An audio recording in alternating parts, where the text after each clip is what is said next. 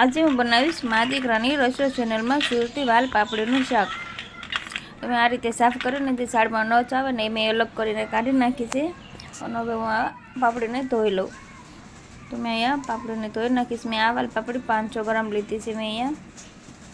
અને અહીંયા મેં તેલ લીધું છે। તેલ મેં અડધી ચમચી જ લીધું છે। આપણે આ શાકને 2 વાર વઘાર કરવાનો છે એટલે આપણે પહેલી વાર તેલ ઓછું રાખીશું।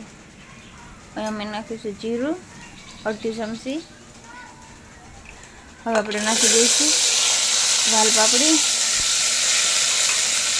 આપણે તેલમાં મિક્સ કરી દઈશું અને આપણે ઉપરથી નાખી દઈશું નમક। એ આપણે સ્વાદ પ્રમાણે નમક નાખીએ છીએ, જે પ્રમાણે આપણે ઘરમાં ખાતા હોઈએ। હવે ઉપરથી નાખી દઈશું આપણે હળદર। આપણે એને નમક અને હળદરમાં સારી રીતે મિક્સ કરી લીધું છે। હવે આપણે ઉપરથી નાખી દઈશું પાણી। પાણી આપણે અહીંયા બહુ ઓછું નાખવાનું છે, અડધી ગ્લાસમાંથી અડધું નાખવાનું છે પાણી। આપણે પાણી એ નથી નાખવાનું વધારે અત્યારે। આપણે અહીંયા 2 સીટી આવે ત્યાં સુધી આપણે ગેસ ઉપર ધીમા ગેસ ઉપર ચડવા દઈશું। જો 2 સીટી પછી મારું વાલ પાપડી એકદમ બફાઈ ગઈ છે સારી રીતના। હવે આપણે બીજા વાસણમાં વઘાર કરીશું। અહીંયા મેં લીધી છે રાઈ। રાઈ ફૂટી જાય પછી આપણે નાખીશું જીરું અને આપણે નાખી દઈશું લસણ। પછી એને થોડુંક હલકું સાતળી લેવી। હવે આપણે નાખી દઈશું ઝીણી કાપેલી ડુંગળી। ડુંગળીને પણ આપણે હલકી એવી સાતળી લેવાની છે। હવે આપણે નાખી દઈશું હળદર, જીરું પાવડર, ધાણા પાવડર।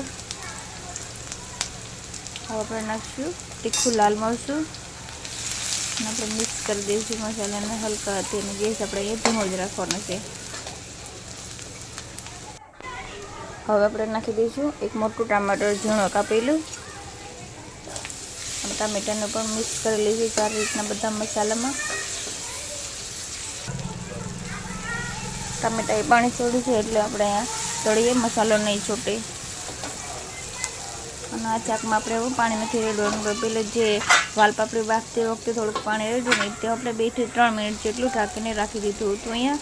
હવે આપણે વાલ પાપડી બફાઈ ગયેલી છે પહેલીથી, એટલે આપણે બહુ વધારે ચડવા દેવાની જરૂર નથી।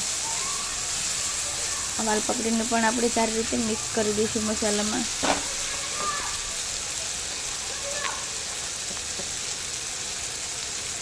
હવે આપણે નાખી દઈશું લાલ કાશ્મીરી મરચું। કલર સારો દેખાય છે। આપણે તીખું મરચું નાખીશું એટલે તીખું પણ મીડિયમ જ રહેવાનું છે। અહીં આપણે ધીરે ધીરે હલાવતા જ રહીશું, તળિયે ન છૂટે। ગેસ ધીમો જ રાખવાનો છે ને ધીરે ધીરે હલાવતા રહીશું આપણે અહીંયા।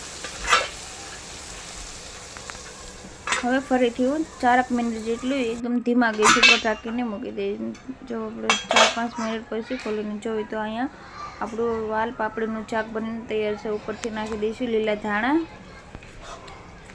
જો તો આપણું આ વાલ પાપડીનું સુરતી વાલ પાપડીનું કોરું એવું શાક બનીને તૈયાર છે। તો આપણે પહેલાં પાણી નાખી તે આપણે આમાં ધીમા ગેસ ઉપર શાક બનાવીએ એટલે આપણે પાણીની જરૂર નહીં પડે। એટલે ના આ શાકમાં પાણીનો રસો બનાવીએ તો સારું પણ નહીં લાગે, એટલે આ રીતે કોરું શાક જ સારું લાગશે। તમને મારી આ રેસીપી પસંદ આવી હોય તો મારા વિડીયોને લાઇક, શેર, સબસ્ક્રાઈબ જરૂરથી કરી દેજો।